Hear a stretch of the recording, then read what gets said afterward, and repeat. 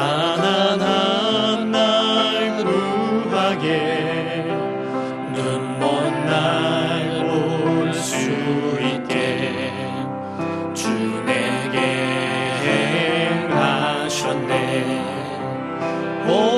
호산나 호산나 죽임 당한 어린 양. 호산나 호산나 예수 다시 사셨네. 내가 건너야 할 강 거기서 내 죄 씻겨내. 이제 주의 사랑이 나를 향해 흐르네. 호산나 호산나 죽임 당한 어린 양. 호산나 호산나 예수 다시 사셨네. 깊은 강에서 주가 나를 일으키셨도다. 구원의 노래 부르리. 예수 자유 주셨네. 호산나 호산나 죽임 당한 어린 양. 호산나 호산나 예수 다시 사셨네. 성령의 도우심을 이 말씀을 함께 은혜를 나누고자 합니다. 오늘도 예배 성공자가 되기를 주 이름으로 축원합니다. 하나님은 복을 주시는 분이십니다. 그러므로서 복을 주어 물고기에게 또 생물에게 또 사람에게도 복을 주어라고 하는 말씀을 쓰셨어요. 그러므로 하나님을 섬기는 자들에게 하나님은 복을 내리신다 하는 겁니다. 예수님은 어떤 분이신가? 예수님은 우리를 구원하시는 분이시다. 마태복음 1장 21절에 보면 아들을 낳으리니 이름을 예수라 하라. 이는 그가 자기 백성을 그들의 죄에서 구원할 자이심이라 하니라 라고 말씀합니다. 예수님의 이름 자체가 구원이라고 하는 말씀입니다. 그를 영접하고 그를 믿고 그를 따르는 모든 사람들을 도우시며 그들을 그 위경에서부터 건지시고 구원하시는 분이시다라고 말씀을 합니다. 성령님은 어떤 분이신가? 사도행전 1장 8절에 보면 말씀을 하기를 오직 성령이 너희에게 임하시면 너희가 권능을 받는다라고 말씀을 하셨어요. 너희가 권능을 받고 라고 하는 말씀처럼 바로 성령님은 우리를 도우시는 분이시다라고 하는 겁니다. 곧 믿음을 갖고 있는 믿는 자들에게 그 연약함을 도와주시고 능력을 주시는 분, 성령이 임하시면 권능을 받는다고 하는 것처럼 그 성령님은 믿는 자들에게만 역사하시는 겁니다. 하나님은 모든 만물에 역사하시지만 예수 그리스도는 바로 사람에게 누구든지 저를 믿으면 구원을 받게 하신다라고 하지만은 그러나 바로 인류 가운데 오신 예수님과 달리 성령님은 믿는 자 속에서만 역사하신다 하는 겁니다. 그러므로서 성경은 말씀하기를 요한복음 14장 17절에 말씀을 하기를 그는 진리의 영이라 세상은 능히 그를 받지 못하고 받지도 못하여 이를 보지도 못하고 볼 수도 없고 알지도 못함이라. 그러나 너희는 그를 아나니 그는 너희와 함께 거하시며 또 너희 속에 계시겠습니다 라고 말씀을 하셨어요.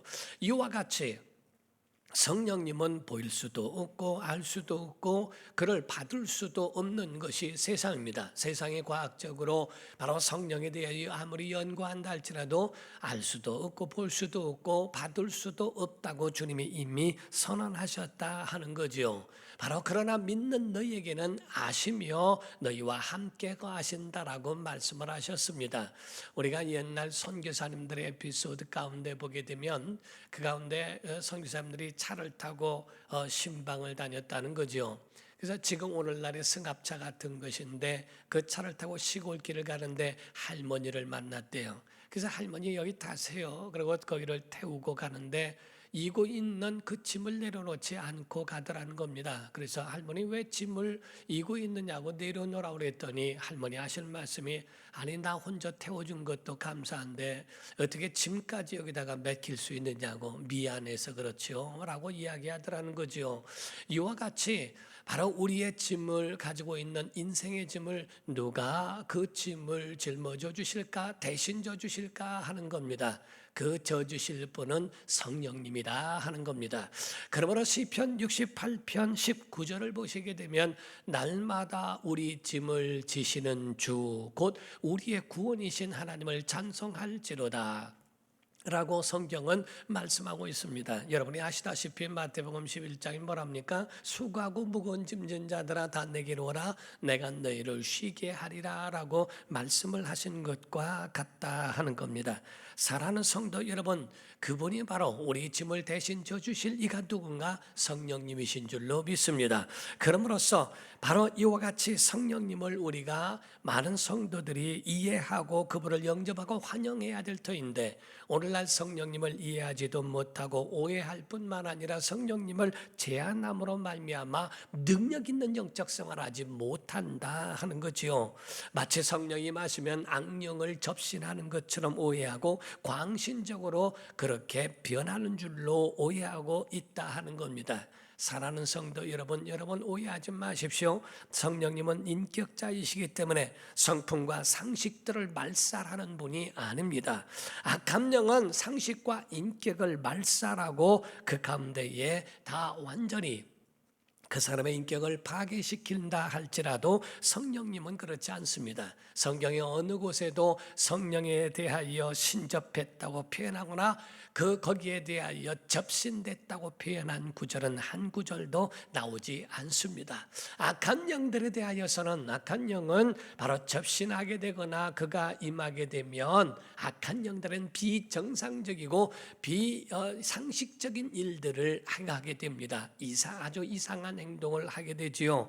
마가복음 5장 2절부터 5절을 보게 되면 예수께서 배에서 나오심에 곧 더러운 귀신 들린 사람이 무덤 사이에서 나와 예수를 만나니라. 그 사람은 무덤 사이에 거처하는데 이제는 아무도 그를 쇠사슬로도 맬 수 없게 되었으니 이는 여러 번 고랑과 쇠사슬에 매였어도 쇠사슬을 끊고 고랑을 깨뜨렸음이로라. 그리하여 아무도 그를 제할 힘이 없는지라.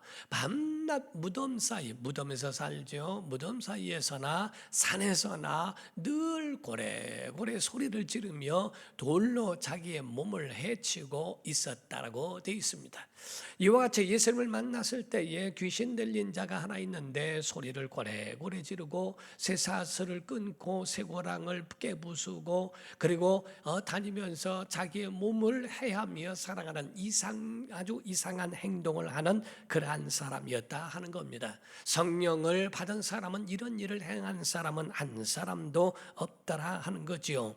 그러므로 여러분과 저는 성령을 알아야 합니다. 배워야 됩니다. 우리가 어떤 제품을 사더라도 그 제품에 대한 사용 설명서를 잘 읽고 이해해야만이 거기에 대하여 건강하고 건전하게 잘 사용할 수 있죠. 잘못되게 만약에 제품을 사용하게 되면 거기에 대한 부작용은 그거를 산 것이 못지않은 엄청난 부작용으로 해로움을 받을 수도 있기 때문에 그렇습니다. 여러분과 저는 성령에 대하여 악령과 구분할 줄 아는 지혜가 필요하다 하는 거죠. 여러분과 저는 성령을 배우고 알아야 방황하지 않고 건강한 영적 생활할 줄로 믿습니다.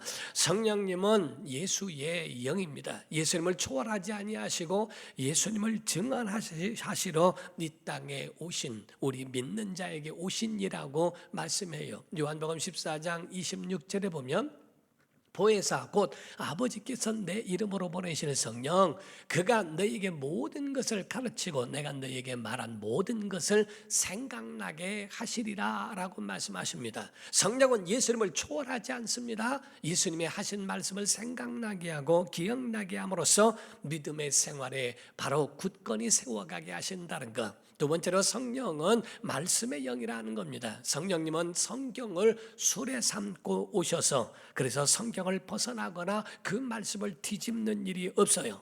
오직 예수께서 말씀하시기를 바로 성령이 오시면 나의 영광을 가르치고 내가 한 말을 가지고 그들에게 장래의 일도 알려주신다라고 말씀하십니다. 성령님은 예수님을 초월하거나 말씀을 초월하지 않으신다는 겁니다. 세 번째, 성령님은 인격자이십니다. 아멘. 바로 성령님은 인격자이시기 때문에 성령께서는 무슨 점쟁이가 되게 하거나 접신하게 하여서 그래서 사람의 모든 잘못된 것으로 이상하게 끌어가지 않으신다는 것. 네 번째는 성령님은 신비한 능력과 은사를 주시는 분이시다 하는 겁니다. 그러므로 우리에게 믿는 자들에게 세상을 이길 능력들로 우리를 보호하시고 하나님의 사랑의 성품을 우리에게 주시더라 하는 겁니다. 그러므로 고린도전서 12장 7절에서 11절을 보면 각 사람에게 성령을 나타내심을 유익하게 하려 하십니다. 파괴가 아니라 유익을 주려고 성령을 주셨다고 그랬죠. 어떤 사람에게는 성령으로 말미암아 지혜의 말씀을, 어떤 사람에게는 같은 성령을 따라 지식의 말씀을, 다른 사람에게는 같은 성령으로 믿음을, 어떤 사람에게는 한 성령으로 병 고치는 은사를, 어떤 사람에게는 능력 행함을, 어떤 사람에게는 예언함을, 어떤 사람에게는 영들 분별함을, 다른 사람에게는 각종 방언 말함을, 어떤 사람은 방언들 통역함을 주시나니 이 모든 일은 같은 한 성령이 행하사 그의 뜻대로 각 사람에게 나누어 주시는 것이니라 라고 말씀을 하셨어요. 아멘. 바로 이와 같이 성령의 은사로 우리에게 역사하신다는 것과 성품으로는 갈라디아서 5장 22절 23절에 오직 성령의 열매는 사랑과 희락과 화평과 오래 참음과 자비와 양성과 충성과 온유와 절제니 이 같은 것을 금지할 법이 없느니라 라고 말씀을 합니다. 사랑하는 성도 여러분, 그 밖에 성령님의 역사는 엄청난 역사가 많이 있습니다. 교회를 세워주시는 교회의 영이라고도 말씀해요. 성령님은 교회를 파괴케 하지 않습니다. 질서를 파괴하고 교회에 있는 그런 모든 것에 대하여 세우시는 분이시지 절대로 교회를 해롭게 하거나 파괴시키는 이가 아니시다는 겁니다. 성령님은 불같이, 성령님은 생수같이, 성령님은 바람같이, 성령님은 부드러운 마음으로 기름같이 우리에게 역사하시는 분이 바로 성령이신 줄로 믿습니다. 사랑하는 성도 여러분, 성부, 성자, 성령 어느 누구에게도 어느 시대에도 언제나 함께 역사하시지만은 우리가 아셔야 될 것은 구약에는 성부 하나님께 초점을 두고 있고 신약에 와서는 성자 하나님께 초점을 두고 있습니다. 물론 성부, 성자, 성령은 항상 함께 역사하시지만은 바로 성경에 마치 우리가 돋보기로 보이듯 모든 것이 있지만은 초점을 이루고 있는 것을 가르쳐 말하고 있죠. 구약에는 성부 하나님, 신약에는 성자 하나님, 이 시대의 교회 시대에는 성령 하나님께서 역사하시더라 하는 겁니다. 이와 같이 성령 하나님이 교회 시대에 건강하게 신앙생활할 수 있도록 역사해 주시는 것은 엄청난 은혜인 줄로 믿습니다. 은혜는 예수 그리스도로 말미암아 오셨고 은사는 성령님으로 말미암아 우리에게 오셨으니 여러분은 성령을 환영하고 인정하고 영접하고 모시는 성도가 되기를 주 이름으로 축원합니다. 어떤 사람들은 성령님의 역사하심을 마치 도깨비 방맹이처럼 그렇게 생각해서 도깨비 방맹이로 한 번 때리면 그런 것들이 일어나는 엄청난 그런 요술방망이 같은 분을 성령으로 생각하는데 절대로 믿음의 사람들은 그렇게 생각해서는 안 됩니다. 성령님을 이용해서 산이라도 한번 옮겨볼까라고 생각하거나 바로 성령님을 이용해서 자기의 어떤 목표와 목적을 이루려고 하는 그런 마음을 버려야 한다는 겁니다. 성령님은 어떤 분이신가 하고 성령님께 차라리 우리가 붙들려 하나님의 뜻을 이루는 데에 쓰임받는 도구가 맞다는 거죠. 이와 같이 바로 우리는 성령님께 붙들려야지 우리가 성령님을 사용하는 자가 되어서는 안 될 줄로 믿습니다. 성령님은 하나님이시기 때문에 바로 우리의 과거를 아시며 우리의 미래를 알고 계시는 이가 성령이신 줄로 믿습니다. 성령님은 우리와 함께 하신다고 하는 약속을 하셨어요. 그래서 성령님은 우리와 아픔을 같이 하시며 우리와 기쁨을 함께 나누시며 우리가 문제가 있을 때 그 문제를 풀어 응답하게 하시는 이가 바로 성령님이시다 하는 겁니다. 그러므로 성경은 우리에게 다른 보혜사라고 말씀을 하셨는데 요한복음 14장 16절에 보면 내가 아버지께 구하겠으니 그가 또 다른 보혜사라. 그러면 보혜사란 말하면 그 이전에 보혜사가 있었다는 거죠. 보혜사를 너에게 주사 영원토록 너희와 함께 있게 하신다라고 말씀을 하셨어요. 바로 다른 보혜사는 성령님을 말씀하고 그 이전 보혜사는 예수 그리스도를 말하는 겁니다. 보혜사란 말은 보호자, 경호자, 변호자 이런 등등의 이 뜻을 가지고 있습니다. 그러므로서 예수님이 우리에게 오셔서 우리를 보호하시고 경호하시고 변호하시고 우리를 인도하시는 이끌어주시는 인도자가 되어주셨다는 거지요. 우리에게 친히 이와 같이 하셨던 곧 죄의 문제를 이기시고 병의 문제를 해결하시고 가난과 저주의 문제를 해결하신 이가 내가 가면 성령을 보낼 것이다. 성령이 너에게 오시면 죄에 대하여 의에 대하여 심판에 대하여 너희를 책망하시고 너희를 진리 가운데로 인도하시리라. 바로 내가 가는 게 차라리 유익이라고 말씀하셨어요. 예수님 이 땅에 계시면 홀로 계셔서 그분을 만나기 위하여 많은 곳에서 가야 합니다. 그러나 성령님의 역사란 예수님 가신 다음에 믿는 자들 속에서 전 세계에서 동시적으로 역사하실 수 있으시니 바로 예수님은 내가 가는 것이 너에게 유익이라고 예수님 그렇게 말씀하신 거죠.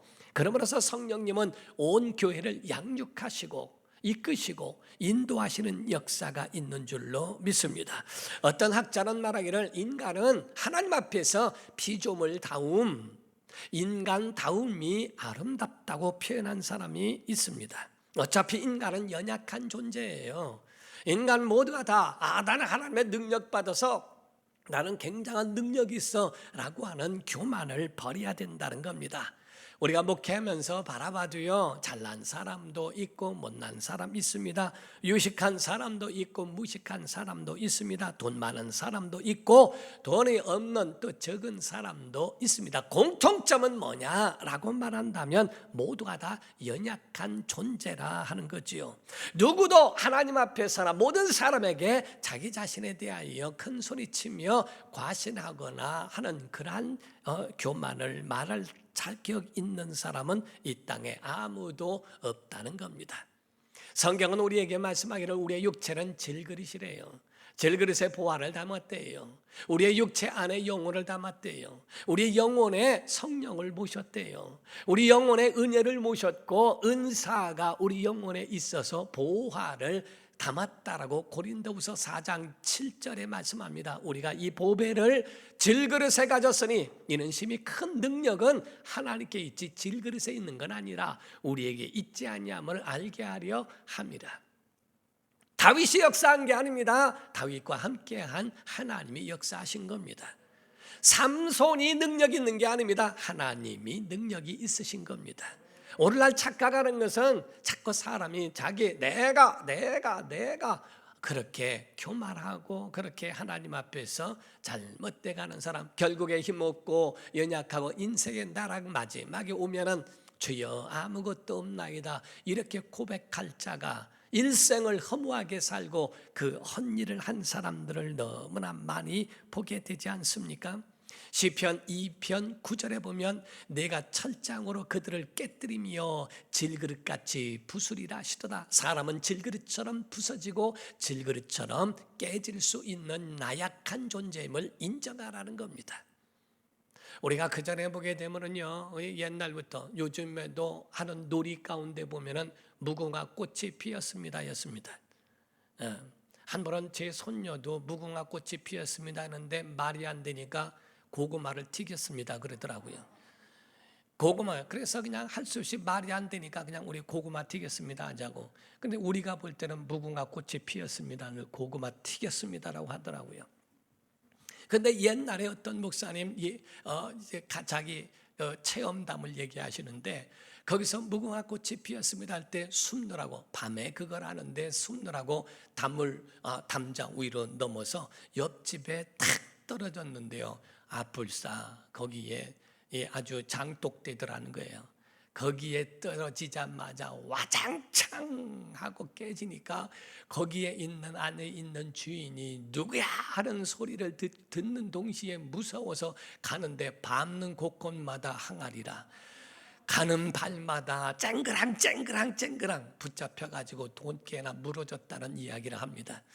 바로 질그릇은 이와 같이 허무하고 이와 같이 연약한 것을 가르쳐 질그릇이라고 표현하고 있다는 거죠. 사랑하는 성도 여러분, 여러분과 저는 무엇을 말합니까? 우리의 모든 연약함에 대하여 인정하고 하나님의 능력을 구하는 게 신앙이라는 거죠.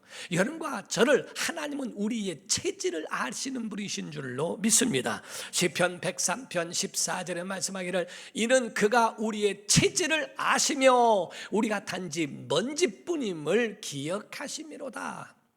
시편 기자는 말하기를 우리는 먼지요. 시편 기자는 말하기를 하나님은 우리의 체질을 아신다. 오늘날 말하고 있는 사상체질, 팔체질을 말하는 게 아닙니다. 하나님이 우리의 체질을 아신다는 말은 우리의 그냥 가는 그런 단순한 그따위가 아닙니다. 우리 속에 가지고 있는 인간의 존재, 인간의 연약한 그 자체를 아신다 이 말이에요. 그래서 인간은 넘쳐도 문제, 모자라도 문제라는 거죠.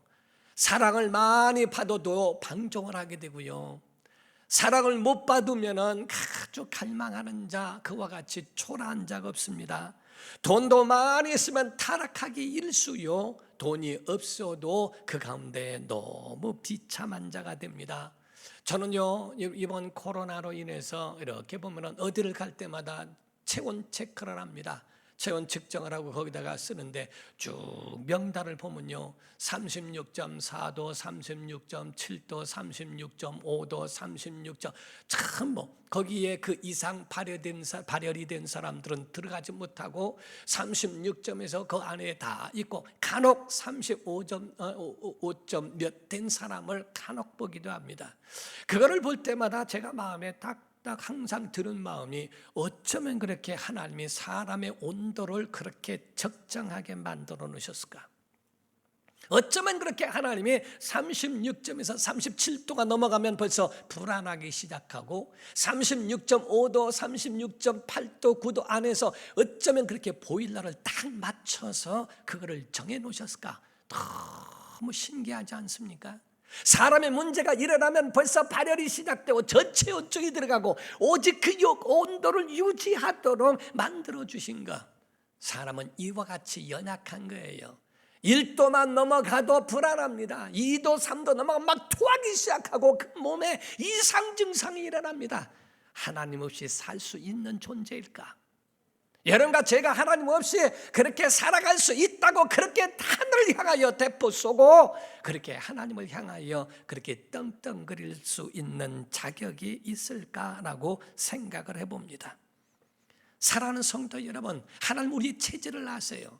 우리의 형질이 있기 이전부터 우리를 아신다고 그랬어요. 하나님은 여러분과 저의 사정을 아시는 분인 줄로 믿습니다. 그래서 우리에게 가장 중요한 것을 우리에게 주셨는데, 자 지금은 아멘 합시다. 고린도후서 13장 13절인데 곧 주 예수의 은혜가 있기를 주 이름으로 축원합니다. 하나님의 사랑이 있기를 주 이름으로 축원합니다. 성령님의 교통이 있기를 예수 이름으로 축원합니다. 이것이 바로 우리의 신앙을 위하여 가장 중요하다 이 말이에요. 그래서 축도할 때 그냥 포무라는 게 아닙니다. 모든 믿음을 갖고 있고 예배 성공한 자들에게 예수 그리스도의 은혜가 있어야 죄의 문제를 해결하고 저주의 문제를 하고 해결하고 지옥 모든 병과 모든 약하고 가난의 문제를 해결하기에 예수의 은혜가 있으라라고 선포하는 것이며, 하나님의 사랑을 선포하는 것도 바로 예수의 은혜가 있는 자들에게 하나님의 사랑이 있다고 선포하는 것이고, 예수님의 은혜와 하나님의 사랑 받는 자들 속에서 교통하며 믿는 자 속에서 역사하시는 성령의 교통하심, 그 역사가 바로 우리에게 있다라고 하는 것을 말씀하는 겁니다. 여러분, 연약함, 육체적 연약함, 세균 하나만 딱 두라도 한순간에 훅 가버리는 게 인생입니다. 어떤 사람은 아주 체격이 크고 기골이 장대하다고 그러죠. 어마어마한 최고의 사람이 병이 하나 딱 세균 하나 눈에 보이지 않는 게 들어오니까 한순간에 그걸 이기지 못하고 쓰러지는 걸 봅니다. 연약함, 정신적인 것, 눈빛 하나만 봐도 그 가운데에 딱 눈빛 하나에 저 사람이 왜 저럴까라고 하는 것 때문에 밤잠 못 자는 게 정신적인 연약함입니다. 사람 가운데 사랑하는 자가 눈빛도 마주치지 않고 눈빛을 피해가면서 하도 저 사람이 왜 저럴까라고 하는 그런 것. 사실 저 같은 경우는요, 안 그런다 하면서도 이 문자 같은 경우나 이런 경우에는 굉장히 민감할 때가 있었어요. 지금도 아니라고는 못해요. 그런데 그 가운데 보면은 담임 목사가 어떤 부분을 이야기하고 하는데도 훌떡 나가버리고 거기에 대해서 얘기하는 부분에 대해서 전혀 거기에 대해서 거부하는 의사와 이런 것 때문에 너무 밤잠을 못 잘 때도 있어요. 왜 그럴까? 무슨 일이 있을까? 연약함이라고 하는 것은 바로 육체적인 것만이 아니라 정신적인 것, 신앙적인 것도 마찬가지라는 겁니다. 어떤 사람은 돈에 약한 사람이 있습니다. 어떤 사람은 돈은 약하지 않은데 이성이 약한 사람이 있습니다. 어떤 사람은 이성엔 약하지 않은데 명예에 약한 사람이 있습니다. 어떤 사람은 정말 지혜는 있는데 기도하지 않는 사람이 있고요. 기도는 많이 하는데 교만한 사람이 있고요. 어떤 사람은 충성을 다하는데 인색한 사람이 있고요. 어떤 사람은 모든 일에 아주 반듯한데 말이 안 좋은 사람이 있습니다. 신앙생활도 건강하고 신앙생활도 그 모든 것을 건강한 균형을 이루기 위하여서는 과연 우리가 어떻게 해야 될까? 성령의 도움을 받고 성령의 인도함을 받아가며 사는 건 여러분 순간순간마다 선택하며 살지 않습니까? 잘못된 선택으로 인하여 얼마나 엄청난 어려움도 나고 잘한 선택으로 인하여 여러분이 얼마나 많은 번영을 경험하기도 하느냐 하는 거죠. 하나님은 사람이 이와 같이 연약하다고 하는 것을 아시는 분이에요. 그것 때문에 여러분이 좌절할 필요가 없다는 겁니다. 하나님은 아시기 때문에 차라리 그것이 하나님을 부르게 하는, 하나님 앞에 기도하게 하는, 하나님을 의지하게 할 수 있는 도구적 통로가 되도록 하나님이 그렇게 만들어 놓으셨기 때문에 결단코 하나님은 그러한 연약한 인간을 무시하는 것이 아니라 내가 도와줄게 라고 하는 하나님의 도심의 마음이 바로 우리와 함께 하겠다는 거죠. 야, 너는 연약하니까 저쪽으로 가 있어 하는 것으로 하심이 아니라 연약하고 무능해서 무너지고 쓰러지고 자빠지면 그러냐? 염려하지 마. 내가 도와줄게. 내가 너를 도와줄게 라고 하는 하나님의 도우시겠다고 하는 그 결심이 있다는 것을 여러분이 아십니까? 연약함 때문에 하나님과 같이 할 수 있어요. 연약함 때문에 하나님의 음성을 들을 수가 있어요. 내가 혼자 한다고 하는 사람들 보면은 기도하지 않는 사람들이 굉장히 많이 있다 하는 거죠. 이와 같이 정말 거룩한 영 성령의 역사, 오늘 본문 말씀 로마서 8장 26절을 보면 이와 같이 성령도 우리의 연약함을 도우시나니 우리는 마땅히 기도할 바를 알지 못하나 오직 성령이 말할 수 없는 탄식으로 우리를 위하여 친히 용기를 주시고 간구하사 용기를 주시고 회복하게 하시느니라 하는 겁니다. 성령은 우리의 연약함을 아시니까 도우시나니 그분은 우리를 도우러 오셨다 하는 겁니다. 그걸 원문에는요 참 재미있게 해석을 했어요. 원문 가운데 보게 되면은 순 안티 람바노마이라고 이야기합니다. 순 안티 람바노마이라고 하는 그 표현을 하고 있는데 순이라는 말은 그것은 내 곁에서 다정함으로라는 의미고요. 안티라고 하는 말은 반대편에서 건너편에서 할 수 없는 것, 인간이 할 수 없는 도저히 그거를 할 수 없는 그러한 손이 미치지 않는 곳에서란 말입니다. 내 곁에서 내가 할 수 없는, 내 손이 미치지 않는 어떤 곳에서라도 람바노마이란 말은 그것을 번쩍 들어 옮기시리라 하는 이런 의미입니다. 내가 손이 미치지 못하고 내가 연약해서 알 수 없고 할 수도 없는 그 상황에 놓인다 할지라도 하나님은 너의 그 옆에서 다정함으로 너희 있는 것들을 번쩍 들어 산을 옮기듯 옮겨주신다고 하는 그 말씀을 순안티 람바노마이라고 그렇게 표현한다고 말을 합니다. 사랑하는 성도 여러분, 도우시나니, 믿으시면 아멘 하십시오. 도우시나니. 여기서 이 도우신다는 말은 과거 도우셨나니가 아닙니다. 도우실 것이라가 아닙니다. 도우시나니는 현재형입니다. 직장에서도 가정에서도 내 모든 삶 속에서도 오늘 이 현재 이 시간도, 목사가 설교하는 이 시간도, 예배하는 이 시간도, 여러분이 찬양하는 이 시간도, 기도하는 이 시간도 하나님께서 하나님의 뜻대로 기도하고 간구하고 예배할 수 있도록 도와주시는 이가 바로 성령이시다, 성령이시다 하는 겁니다. 마귀는 코로나로 인해서 교회 문을 닫았다 합니다. 하나님은 그로 말미암아 가정의 기도와 가정의 신앙을 회복하게 한다라고 하실 수 있어요. 내가 이쪽에서 치면 하나님은 저쪽에서 역사하실 것이고, 마귀가 이쪽 문을 닫아버리면 하나님은 저쪽 문을 열고 하늘 문을 열어버리시겠다는 겁니다. 땅이 사막이고 땅이 할 수 없는 곡식을 낼 수 없을 때 하나님은 만나를 내려주시고, 물을 내릴 수 없을 때 하나님은 반석을처럼 물을 내려주시겠다는 거죠. 마귀는 우리에게 공격하며 우리의 연약함을 볼모로 우리를 그거를 인질 삼고 우리를 위협할 수 있다는 겁니다.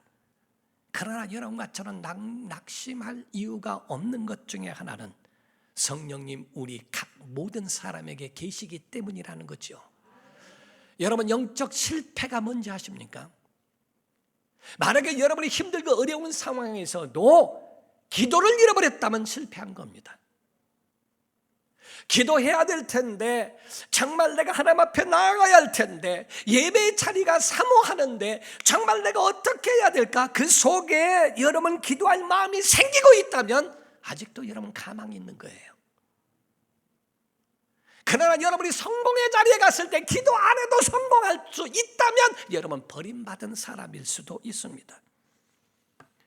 영적인 실패의 원인은 기도를 포기하는 데 있고, 예배와 찬양과 말씀과 은혜를 포기하는 데에 실패의 원인이 있는 겁니다.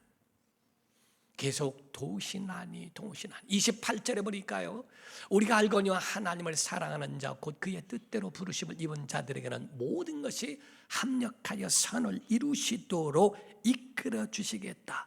기도의 제목을 주시겠다. 자, 아멘 해보세요. 기도의 제목을 주시리라. 기도의 마음을 주시리라. 기도의 능력을 회복하게 하시리라 하는 겁니다. 하나님의 사람은요, 문제가 있는 게 아니라 문제는 없습니다. 하나님의 사람은 기도의 제목만 있는 겁니다. 우린 기도하는 거예요. 우리가 기도할 때 보면 어느 때는 막 얼굴이 찡그러질 수 있어요. 웃는 얼굴, 행복할 때의 근육은 17개가 움직인답니다. 얼굴의 근육이 움직일 때, 웃을 때는 그냥 단순하대요. 17개 근육이 움직인대요. 그런데 어려울 때, 힘들 때는요, 근육이 43개가 움직인대요. 그래서 기도할 때에 우리가 거의가 웃고서 기도하는 사람 거의 없어요. 좀 실성한 사람 같죠.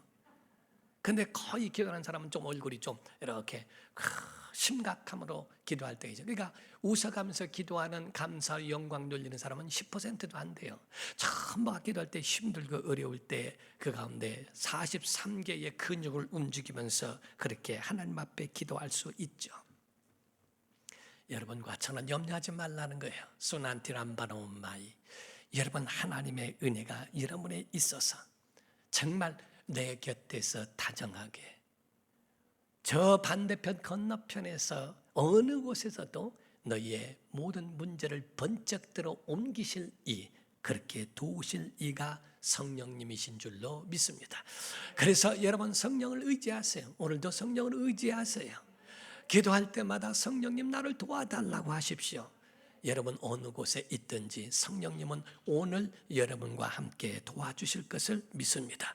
그 은혜의 역사가 우리 모두에게 있기를 예수 이름으로 축원합니다. 기도하겠습니다. 이 시간에 다 같이 동성으로 기도할 때 하나님 우리에게 은혜를 주시고 은사를 주셨으니 도우시는 성령님을 오늘도 의지하며 나아갑니다. 성령님 이 시간도 도우시고 예배를 회복하게 하시고 우리의 기도를 회복하게 하시고 다시 한번 일어날 수 있도록 은혜를 내려달라고 우리 간절한 마음으로 다 같이 동성으로 기도합니다.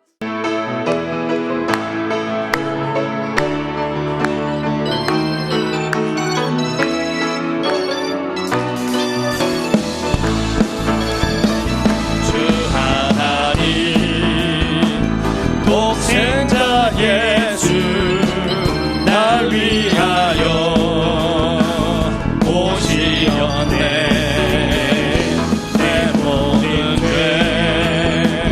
다 사하시고 죽음에서 부활하신 나의 구세주 살아계신 주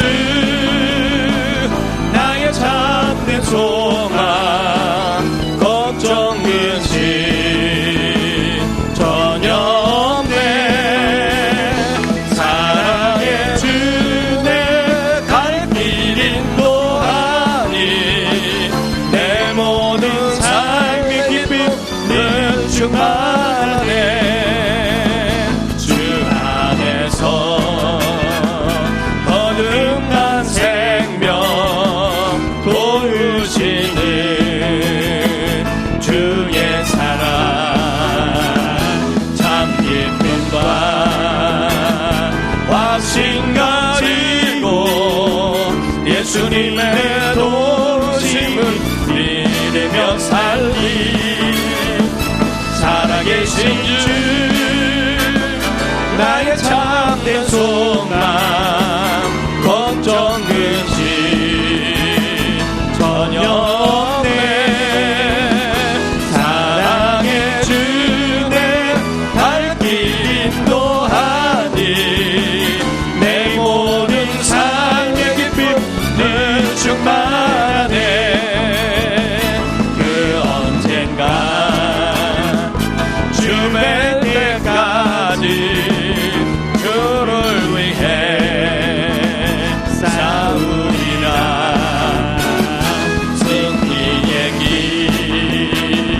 멀고 매도 주님께서 나의 앞길 지켜주시리.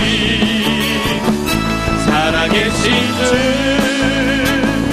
나의 참된 소망 걱정 근심 전혀 없네.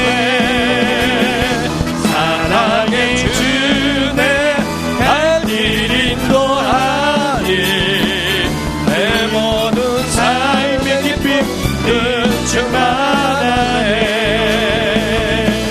하나님께 영광의 박수 올려드립니다.